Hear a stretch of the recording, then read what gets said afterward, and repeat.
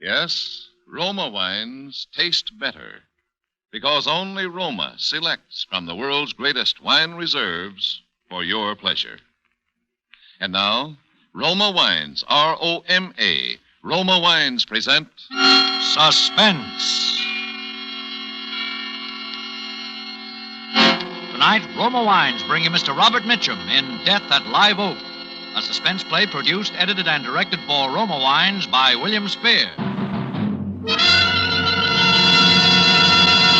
Suspense, radio's outstanding theater of thrills, is presented for your enjoyment by Roma Wines. That's R-O-M-A, Roma Wines. Those better-tasting California wines enjoyed by more Americans than any other wine. For friendly entertaining, for delightful dining. Yes, right now a glassful would be very pleasant. As Roma Wines bring you Robert Mitchum in a remarkable tale of Suspense. Do you know what death is? It's a simple surgical process whereby a man's name is cut off from his body. If a man's name is dead, the man is dead. Even though his breathing may be normal, his pulse beat regular and strong. My name is dead. So I've become a ghost, a very much alive ghost with hemoglobin in my bloodstream and thoughts in my brain. And yet, as a ghost, I am accused of a crime which I swear to you I did not commit.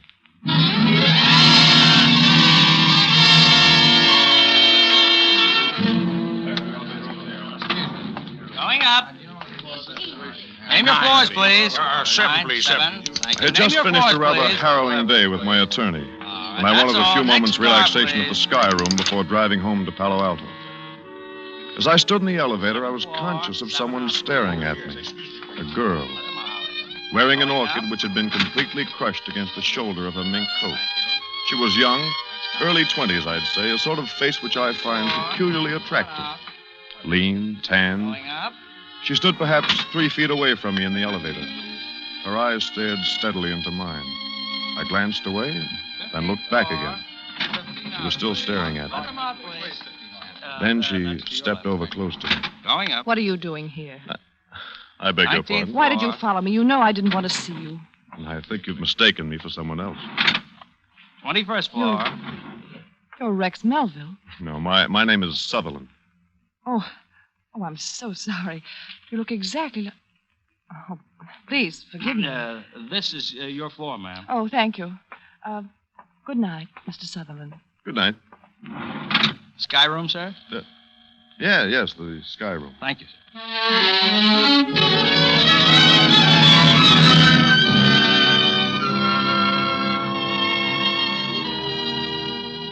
I'm a flyer, and I like to look down on the lights of cities from high places.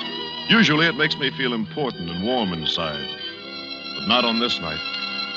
I found myself looking down, computing how many miles an hour a human body would be falling by the time it hit the sidewalk. Then I noticed, leaning over the parapet, a few feet away from me, the girl from the elevator. Good evening. Good evening. It looks as if I am following you. It doesn't seem possible. What, the resemblance? Yes, it's almost perfect. You're a little taller, I think. No, my chin comes just below his shoulder, too. You're exactly the same height as Rex. And who is Rex? A friend. You told me your name on the elevator. I've forgotten it. David Sutherland. I'm Diana Blake. Miss Blake? Yes. Oh, would you care for something to eat, Miss Blake? Yes, I would.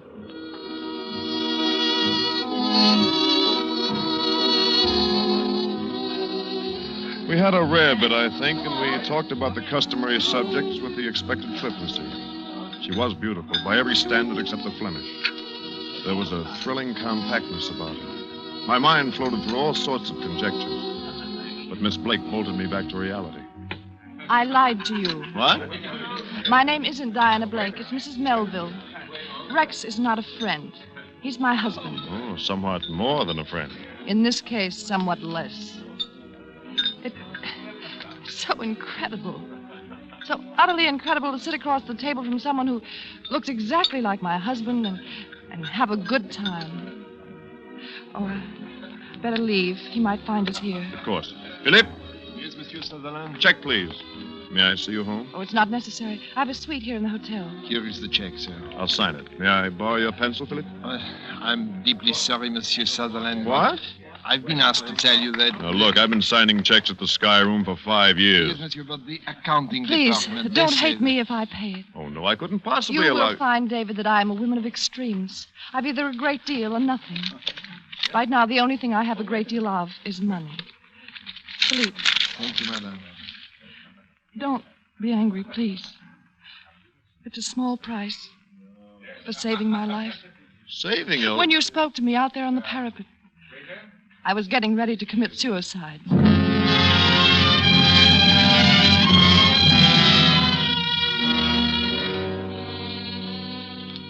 I saw her to the door of her hotel suite, kissed her, mentally, and bade her a formal good night. It's been pleasant meeting you, Mrs. Melville, etc. But inside, I knew what had happened to me. And by 4 a.m, I knew I'd have to do something about it.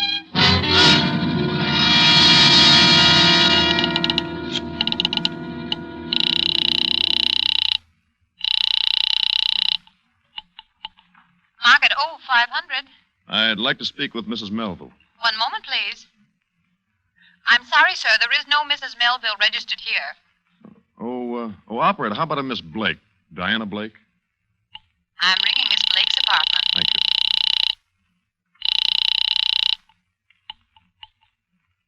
Hello? Forgive me for calling this late.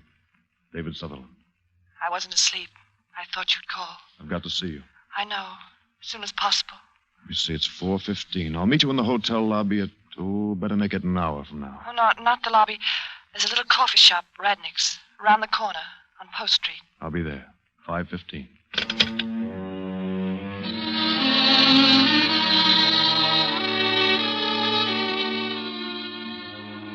It was just growing light as I drove up the bay shore. Practically no traffic. I got to Radnick's in about, 40 minutes. She was there waiting for me. We ordered coffee. Anything else? Eggs, toast? No, I'm not hungry. Do you know what I want to talk with you about? I think I know. There are a few things we have to get clear. Are you married? Yes. The hotel has you registered as Miss Blake. I've been separated from Rex for 3 years. I met him in Buenos Aires. We were married. Didn't work. So I left him. No divorce? I hate scandal. Nobody knew I'd been married. It was foolish, but I came back here and became Diana Blake again. And he dropped out of your life. Until last week. Just showed up out of nowhere. Seems he suddenly needs money, and a wealthy wife's a handy thing to have. Had you buy him off? It doesn't stop there. He wants to live with me. I can't stand being in the same room with him. And he looks exactly like me. That's why I married him. He's very attractive. His appearance... But he's not a human being. And you'd rather kill yourself than live with him. Yes. Now listen to me. Raise your head. Listen to me. Yes. I'd rather die than go through what I have to do this week. You know the firm of Sutherland and Sons? The importers? I used to have a third interest in the company. But there have been some cagey stock manipulations by my dear cousins. I wound up with a safe deposit box full of waste paper. I may have to go through bankruptcy. Oh, I'm sorry. Now, look. We both considered suicide. That's no good. But what would happen if we both became... Husband and wife? Yes. What will happen to Rex? Rex is going to become the late David Sutherland. Oh, no. Now, look, I've thought it all out. I have some property up in the High Sierra, a summer house called Live Oak. The only way to get there is by air. The place has been advertised for sale. Now, suppose you told Rex you were interested in buying Live Oak. Could you ask him to fly up with me in my plane? Well, he likes to fly, but he might be suspicious. You can make it sound logical. Tell him you want to try to make a go of your marriage. Live Oak seems to be an ideal place for a second honeymoon. Yes, I'll try. Does he have any friends in San Francisco? None that I know of. He's lived in Argentina for years. Oh, one thing, his voice. It's a little higher pitched than yours, and he speaks more precisely. I can get by. What accounts does he have here? Bank He- accounts. Doesn't have any. Using traveler's checks and the money I've had to give him. Will he stay with you tonight? If I let him. Good. That'll give me a chance to go through his hotel room. Where's he staying? The Park Row. Room? I don't... Oh, yes, 518. 518. Now, tonight, Diana, you tell him about Live Oak. Say I'm a real estate broker and make some remark about the resemblance. Yeah, all right. Tell him that tomorrow night is the only time I can fly him up to the summer house. I'll meet him at the Palo Alto airport at 9 o'clock. In the evening. The air is smoother at night. Can you land at Live Oak after dark? No, Diana. But Mr. Melville will never land anywhere alive.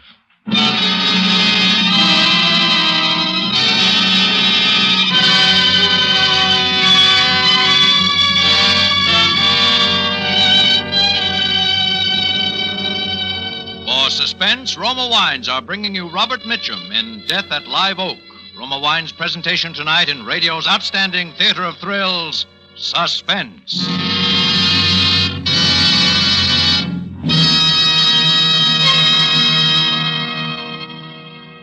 Between the acts of suspense, this is Truman Bradley for Roma Wines.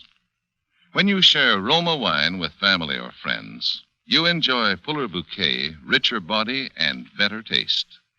Yes, Roma wine gives you more enjoyment for your money, an extra dividend of taste pleasure in every sip. To make absolutely sure that Roma wines taste better, Roma selects from California's choicest grapes. Then, with centuries-old skill and wine-making resources unmatched in America, Roma master vintners guide this grape treasure unhurriedly to tempting taste perfection. These choice wines are placed with mellow Roma wines of years before. And from these reserves, the world's greatest reserves of fine wines, Roma later selects for your pleasure. Tomorrow night with dinner, enjoy the superiority, the better taste of Roma California Burgundy or Sauterne. Discover for yourself why more Americans enjoy Roma than any other wine. That's R-O-M-A, Roma. Your best buy in good taste. And now, Roma Wines bring back to our Hollywood soundstage Robert Mitchum as David Sutherland, with Mary Jane Croft as Diana Blake in Death at Live Oak, a tale well calculated to keep you in suspense.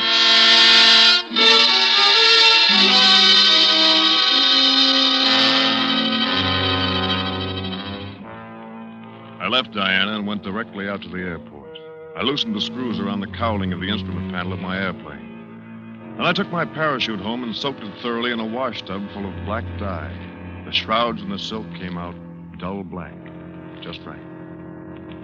As it began to grow dark, I felt a tremendous desire to be with Diana, at least to talk with her. I realized how much she was coming to mean to me, but I stifled my urge to call her. If I could be apart from Diana this one night, I could be with her the rest of my life. I drove back into San Francisco to the Park Row Hotel. As I walked in, I turned my hat brim down in the way Diana had told me Rex Melville wore his. I prepared to speak more precisely to try out my impersonation of the man I was about to murder. Good evening, Mr. Melville. Good evening. May I have the key to 518, please? Certainly, Mr. Melville. You weren't gone very long, sir? No, not long. Is there any mail in my box? Well, I just gave you your mail, sir, when you went out. Oh, of course. I'd forgotten. Thank you.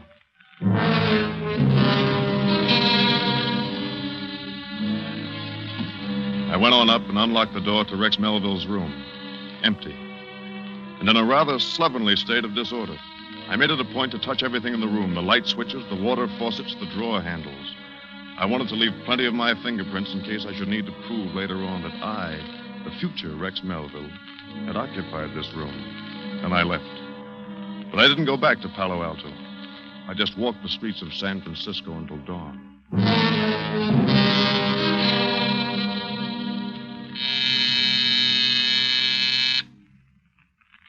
Who is it?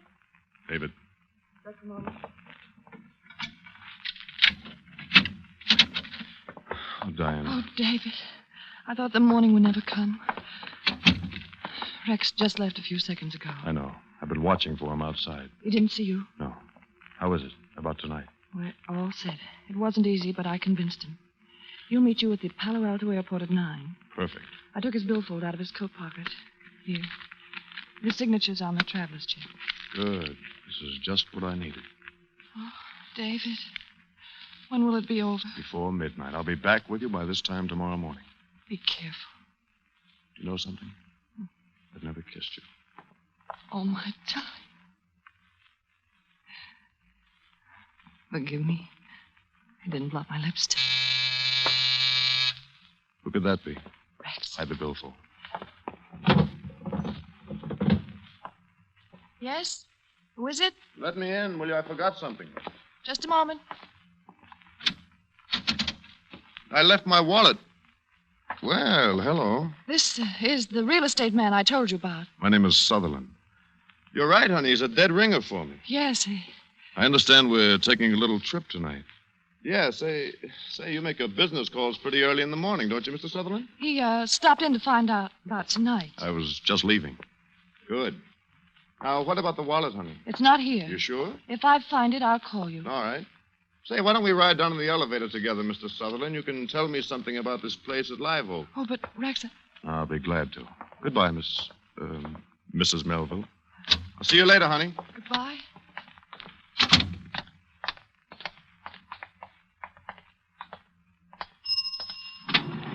Down car. Go right ahead, Mr. Sutherland. No, after you. All the way down? Yes, the lobby, please. Hey, I hope you're a good pilot, Sutherland. I've been flying 10 years. What kind of plane do you have?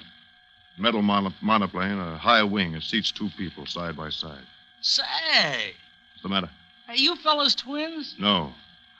I thought for a minute I was seeing double. Have to go see an eye doctor or something. No, we're not twins. You sure do look alike, though. Glad I don't have to see an eye doctor. Oh, here's the main floor. Watch your step, please.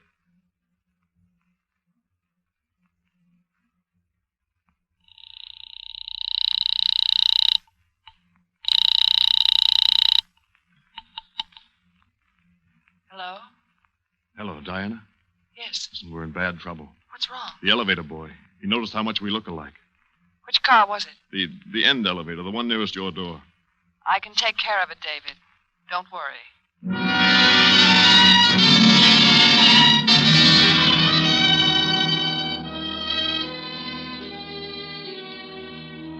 It was a ghastly day of waiting. I wired the Ambassador Hotel in Los Angeles to reserve a room in the name of David Sutherland.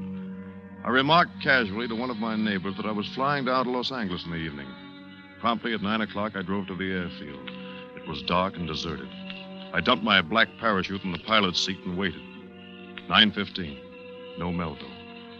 9:30, still no sign of him. About 20 minutes of 10, I saw some headlights turn down the dirt road that leads to the hangar line.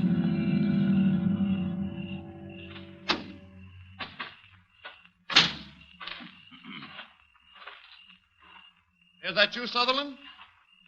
I've been waiting for you. Well, I'm sorry to be late. I was delayed in town. You all set to go? All set.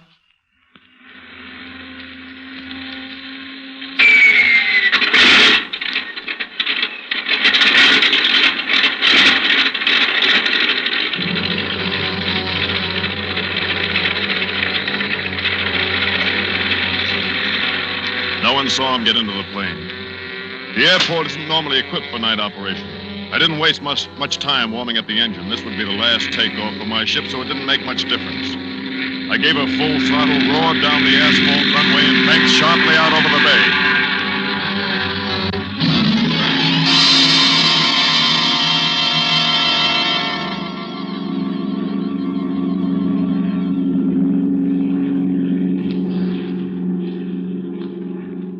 Sort of pretty up here.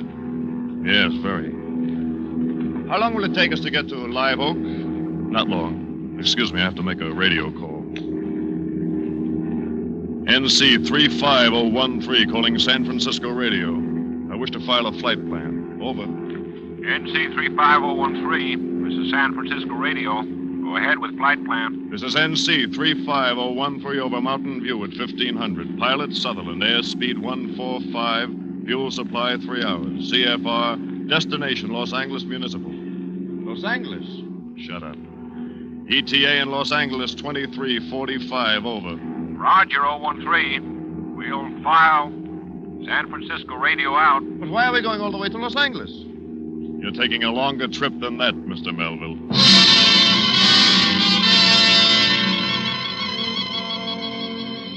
I grasped the loose cowling from my instrument panel and swung it squarely against his head.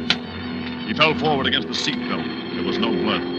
The bruise on his face was exactly where the cowling might strike him if an accident threw him forward against it. Quickly, I screwed the cowling back in place, and then I set about exchanging clothes with my unconscious passenger. It was difficult in the cramped cabin, and I had to watch my flight controls. I propped Melville into the pilot's seat and buckled his safety belt. Then I strapped on my own parachute and trimmed the ship nose down. As it started to pick up speed in a steep dive, I shoved open the cabin door and leaped.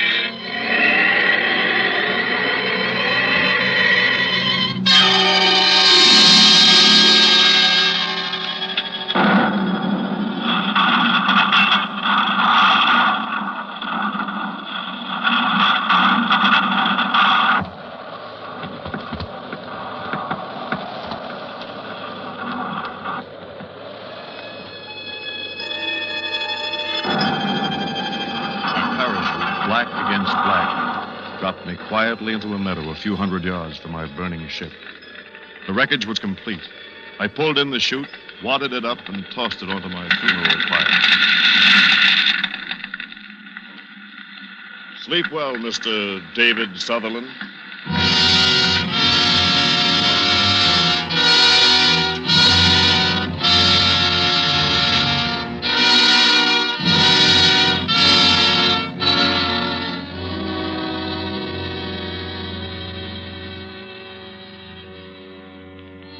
My plane had rammed the wild wilderness on the lower slope of Mount Hamilton.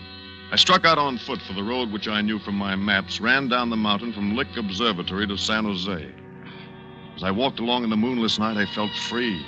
For the first time in many months, no more debts, no more threats of bankruptcy, no more scavenging attorneys. From San Jose, I took the bus back to Palo Alto, keeping as inconspicuous as possible. At the airport, I got into Rex Melville's car. No, it was my car. I was Rex Melville now. It was just getting light as I drove up Bayshore Boulevard.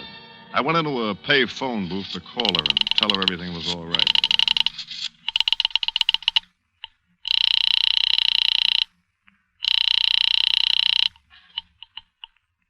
Market 0500. Miss Blake's apartment, please. Miss Blake? Diana Blake. One moment, sir. I'm ringing Miss Blake's apartment. Hello? Hello?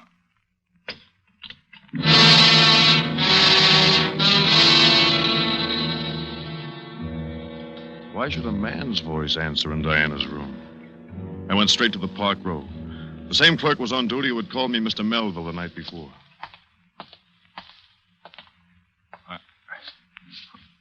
Good morning, sir. Good morning. The key to 518, please. Yes. Yes, Mr. Melville.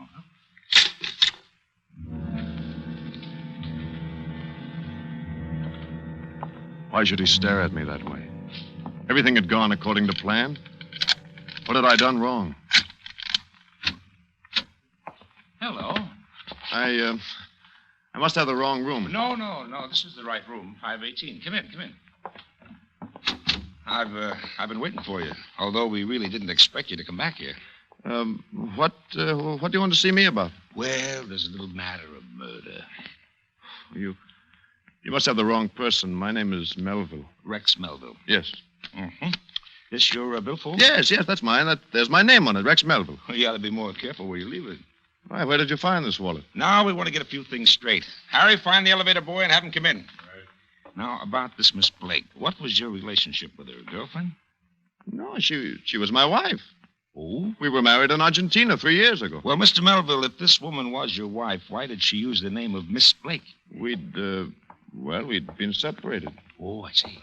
Did you want to see me, sir? Yes. I want you to take a good look at this gentleman and tell me if he's ever ridden on your elevator. Yeah, I took him down last night from the 21st floor. He was in an awful hurry and sort of nervous. It was just before 9 o'clock. I remember because I go off duty at 9. No. It was someone else. I was in Palo Alto at 9 last night. What is this, anyway? Look at him very carefully, son. You're sure this is the man you took down from the 21st floor? He's even wearing the same suit. I demand to know what right you have to Don't you question remember, Melville? Last night, sometime between 8:15 and 5 minutes of 9, you murdered Diana Blake.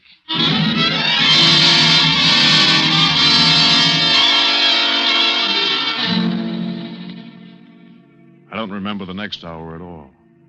But I heard myself saying, "There's another man. He looks exactly like me. He must have killed him." Oh, a sort of Mr. Hyde character? No, another person. Elevator boy, you saw us together in your car yesterday morning. I don't remember. Now, think. You asked if we were twins, and you said something about going to an eye doctor, remember? No, I don't remember. He's lying. Diana bribed him not to tell. Why should she have bribed him? Because I'm not Rex Melville. My name is David Sutherland. I live at 18016 Willow Road, Palo Alto. I didn't kill her, I tell you. I loved her. David Sutherland was killed last night in an airplane crash on Mount Hamilton. No, it was Melville who died. Sutherland radioed a flight plan at 9:55 for Los Angeles. He had a reservation at a Los Angeles hotel for last night. He never got there. I'm Sutherland. I jumped in a black parachute. Melville, the murderer, he's the one who died. Why are your fingerprints on every doorknob and every water faucet of Rex Melville's room in the hotel here? I didn't kill Diana Blake. I loved her. You've been separated from her for 3 years. You're the murderer. I'm a murderer, yes. I killed Rex Melville. But not Diana. I didn't kill Diana.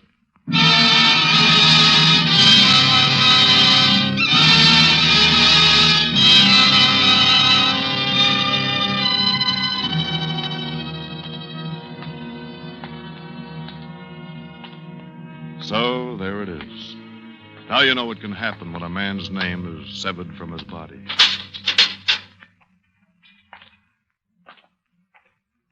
And in a few more moments, I shall know what happens when a man's body is severed from his soul.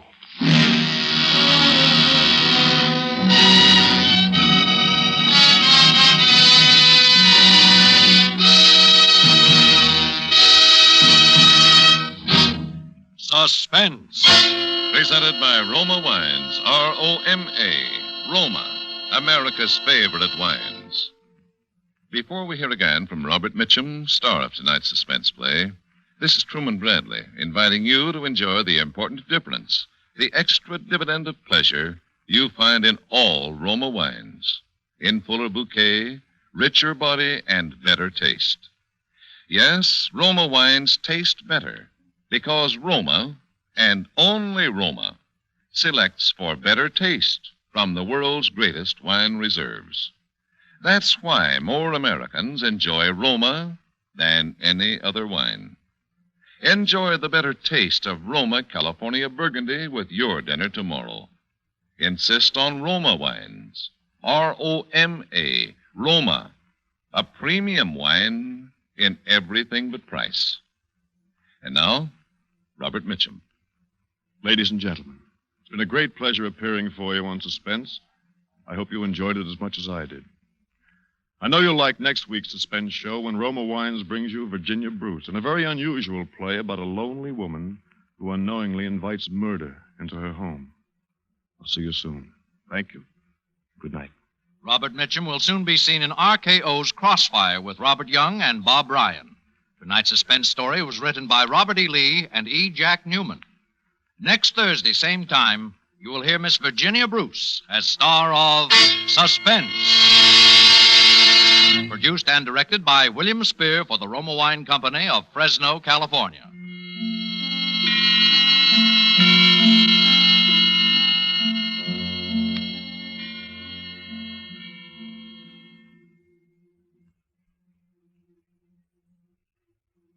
For the finest in sherries, remember this name: C-R-E-S-T-A, B-L-A-N-C-A. Cresta Blanca. Cresta Blanca. Yes, the famous California sherries of Cresta Blanca are among the great sherries of the world. And Cresta Blanca has created a sherry for every occasion, for every taste. Ask your wine dealer. Discover the ideal Cresta Blanca sherry for you. Shenley's Cresta Blanca Wine Company, Livermore, California. Tune in again next Thursday, same time, for Suspense. This is CBS, the Columbia Broadcasting System. You've been listening to the OTR Gold Network. Find more classic radio at otrgold.com.